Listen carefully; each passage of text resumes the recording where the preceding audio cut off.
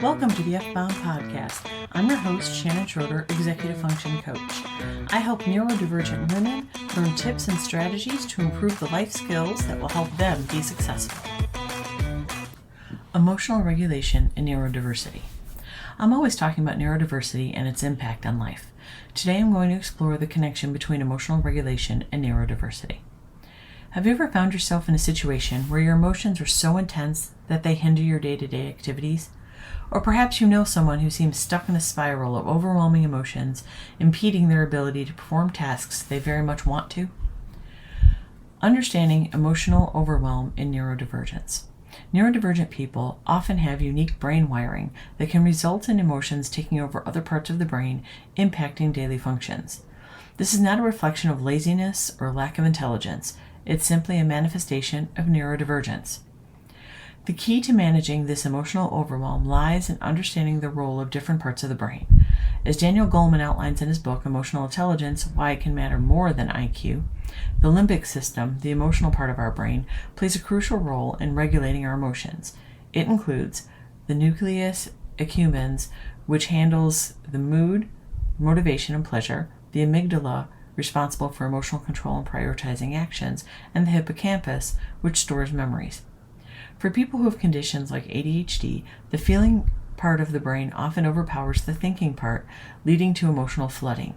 This phenomenon, described by Thomas Brown, PhD, as flooding, can use up all of the available space in the brain, causing other thoughts or feelings to be displaced. This often results in challenges shifting from one emotion to another, leading to getting stuck in an emotional state. The impact of sensory regulation on emotional regulation. Sensory regulation, which refers to our ability to manage sensory input from our environment, serves as the foundation for emotional regulation. When our sensory system is dysregulated, it hampers our ability to effectively manage our emotions. Sensory overload can easily trigger heightened emotional responses, leading to frustration, anxiety, or even meltdowns. It becomes a constant battle to regain balance amidst overwhelming sensory input. Emotional intelligence and neurodiversity. The concept of emotional quotient, EQ, also known as emotional intelligence, is a crucial tool in understanding and managing intense emotions. EQ refers to our ability to understand and regulate our emotions and to understand and cooperate with others. The 5 key categories of emotional intelligence as outlined by EQ researchers include self-awareness, recognizing your own emotions, self-regulation, managing your emotions and adapting to new situations, motivation, motivating yourself to achieve short and long-term goals, empathy, recognizing the feelings of others, social skills, communicating and collaborating with other people. While EQ skills can be challenging to master, particularly for neurodiverse people, they can be improved with practice and support. High EQ promotes productivity, a positive workplace culture, and effective communication and decision-making. Comorbidities. Comorbidities, co-occurring conditions, are common in neurodivergent people, where they may experience multiple conditions. Some of these co-occurring conditions include anxiety disorders, depression, and attention deficit hyperactivity disorder, ADHD. The interplay between emotional regulation and managing these additional challenges can be intricate and demanding, influencing an individual's overall well-being and quality of life. Anxiety and emotional regulation. Heightened anxiety levels can lead to increased emotional reactivity, making it more challenging to manage intense emotions effectively. The constant state of vigilance and worry can also lead to emotional exhaustion and difficulties in maintaining emotional stability. Anxiety can exacerbate sensory sensitivities, amplifying emotional overwhelm. For instance, if you have sensory processing differences, you may find crowded and noisy environments distressing, which could trigger anxiety and further impact emotional regulation. Depression and emotional regulation. Feelings of sadness, hopelessness, and emotional numbness can make it challenging to express and process emotions in a healthy manner. Some people might experience emotional dysregulation, where they struggle to identify and understand their emotions due to the numbing effects of depression.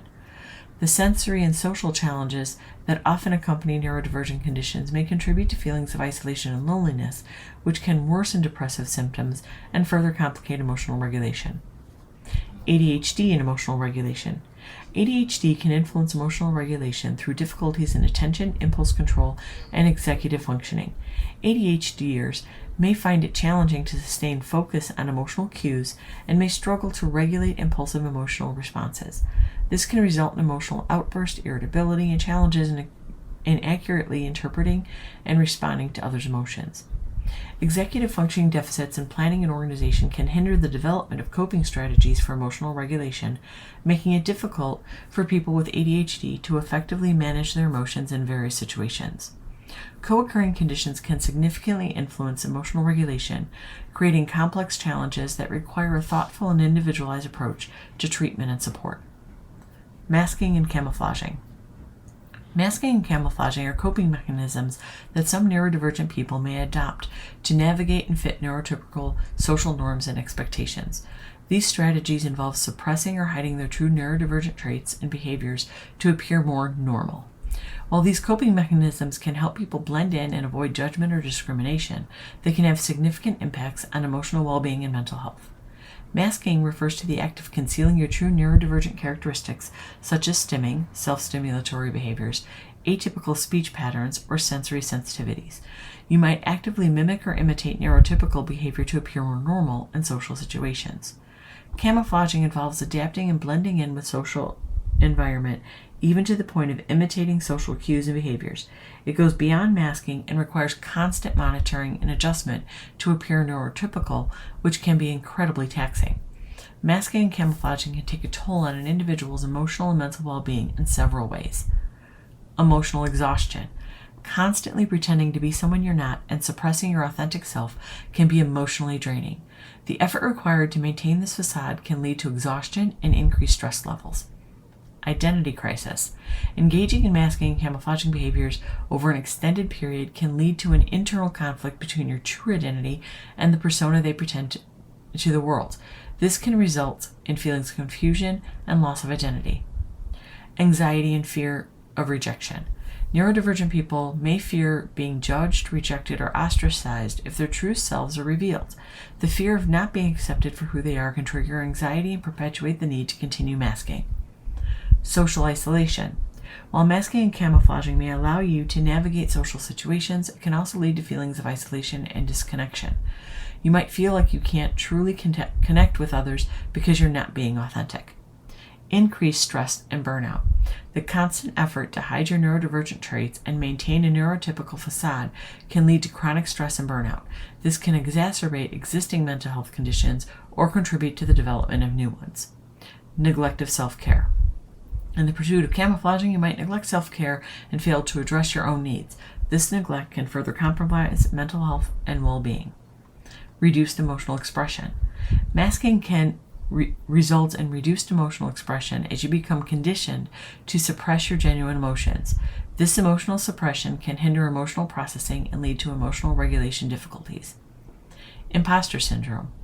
Neurodivergent people who engage in masking may experience imposter syndrome, feeling like they are faking it or not deserving of their achievements, further impacting their self-esteem and mental health. While masking and camouflaging may provide short-term relief and social acceptance, the long-term impact on emotional well-being and mental health can be significant. Emphasizing acceptance, understanding, and embracing neurodiversity can help create a more positive and inclusive environment for everyone. Emotional regulation in neurodivergent people is a complex process that involves understanding their unique brain wiring, sensory regulation needs, and the role of emotional intelligence. With the right support, strategies, and understanding, you can thrive, turning the question of why can't I do this into a confident I can do this. I hope you enjoyed this episode of the F-Bomb podcast. Thank you for listening. Remember to subscribe below and check out my show notes to learn more about my Facebook group, courses, and membership.